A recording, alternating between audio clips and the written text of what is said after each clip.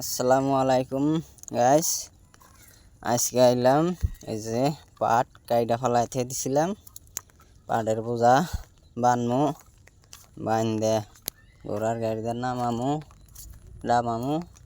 প্রচুর পরিমাণে কষ্ট। পাট আবাদ করা মানে জ্বালা পয়দা করা, বিরাট কষ্ট। এই পাট সারাদিন কাটছি, কামলা নিয়ে পিল দিছি, পিল আইসে, পিল জারছি, বোঝা বান্ধিমু, বোঝা বান্ধে কালকে নামামু, ফের আবার ডাবান লাগবো। এত পরিমাণ কষ্ট কৃষকের, বিরাট কষ্ট। পাটের আবাদ সবচেয়ে বেশি কষ্ট। তে বেশি বেশি করে সবাই শেয়ার করবেন, লাইক করবেন, কমেন্ট করবেন। পরবর্তী ভিডিও দিতে জানে খুব ভালো লাগে। দেখেন, সকাল 5টা বাজে আইছি। রোদ উঠলে জানেনই তো কীরকম রোদ উঠে, রোদের মধ্যে কাম করা যায় না।